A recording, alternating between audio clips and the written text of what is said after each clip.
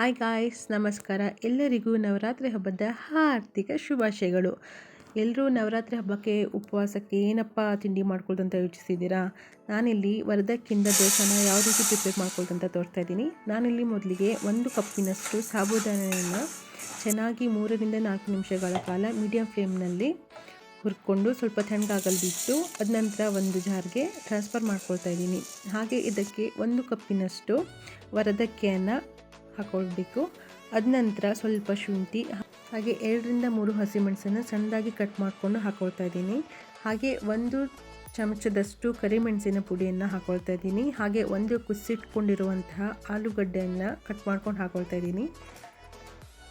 2 ಸ್ಪೂನಿನಷ್ಟು ಮೊಸರು ಹಾಗೆ 1 ಸ್ಪೂನಿನಷ್ಟು ಉಪ್ಪನ್ನು ಕೂಡ ಹಾಕ್ಕೊಂಡು ರುಬ್ಕೊಳ್ಬೇಕಾಗತ್ತೆ. ನಾನಿಲ್ಲಿ ದಪ್ಪ ಉಪ್ಪನ್ನು ಹಾಕ್ಕೊಳ್ತಿದ್ದೀನಿ.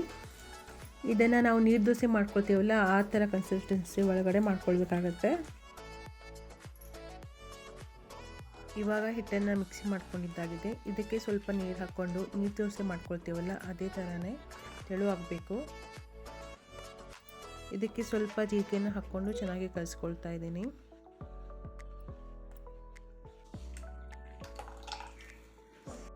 ಇವಾಗ ದೋಸೆ ಮಾಡಲಿಕ್ಕೆ ತವೆನ ಇಟ್ಕೊಳ್ತಾ ಇದ್ದೀನಿ. ತವೆನ ಫುಲ್ ಚೆನ್ನಾಗಿ ಕಾದ ನಂತರನೇ ಹಿಟ್ಟನ್ನು ಹಾಕಬೇಕಾಗತ್ತೆ, ಇಲ್ಲಾಂದರೆ ದೋಸೆ ಚೆನ್ನಾಗಿ ಬರೋದಿಲ್ಲ. ಹಾಗೆ ಇದಕ್ಕೆ ಬೇಕಾಗಿರೋ ಚಟ್ನಿನ ಮಾಡ್ಕೊಳ್ಳೋಣ. ನಾನಿಲ್ಲಿ 1 ಕಪ್ಪಿನಷ್ಟು ಹುರಿದಿರೋ ಶೇಂಗಾವನ್ನು ಹಾಕ್ಕೊಳ್ತಾ ಇದ್ದೀನಿ. ಹಾಗೆ 1 ಸ್ಪೂನಿನಷ್ಟು ಜೀರಿಗೆ, ಸ್ವಲ್ಪ ಕರಿಬೇವು ಹಾಗೆ ಶುಂಠಿ. ನಾನಿಲ್ಲಿ 2 ಸ್ಪೂನಷ್ಟು ಖಾರದ ಪುಡಿಯನ್ನು ಹಾಕ್ಕೊಳ್ತಾ ಇದ್ದೀನಿ. ಹಾಗೆ ಸ್ವಲ್ಪ ಕಲ್ಲುಪ್ಪು ಹಾಗೆ ಅರ್ಧ ಸ್ಪೂನಿನಷ್ಟು ಸಕ್ಕರೆಯನ್ನು ಹಾಕ್ಕೊಳ್ತಾ ಇದ್ದೀನಿ. ಸಕ್ಕರೆ ಆಪ್ಷನಲ್, ನಿಮಗೆ ಬೇಕಿದ್ದರೆ ಹಾಕ್ಕೊಳ್ಬೋದು. ಇವಾಗ ಇದಕ್ಕೆ ನೀರನ್ನು ಆ್ಯಡ್ ಮಾಡಿಕೊಂಡು ರುಬ್ಕೊಂಡು ಬರೋಣ.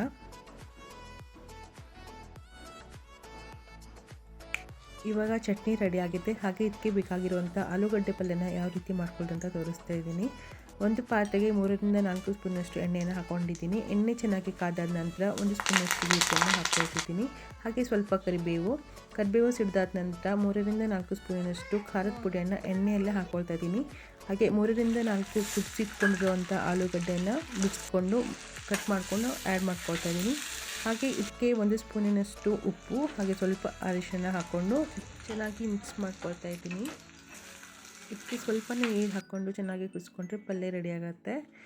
ನನ್ನ ವಿಡಿಯೋ ನಿಮಗೆ ಇಷ್ಟವಾಗಿದೆ ದಯವಿಟ್ಟು ಲೈಕ್ ಮಾಡಿ, ಶೇರ್ ಮಾಡಿ, ಕಮೆಂಟ್ ಮಾಡಿ ಅಂತ ಹೇಳ್ತಾ, ಯಾರೆಲ್ಲ ಸಬ್ಸ್ಕ್ರೈಬ್ ಮಾಡದೆ ನೋಡ್ತಾ ಇದ್ದೀರಾ ದಯವಿಟ್ಟು ಸಬ್ಸ್ಕ್ರೈಬ್ ಮಾಡ್ಕೊಳ್ಳಿ. Thank you.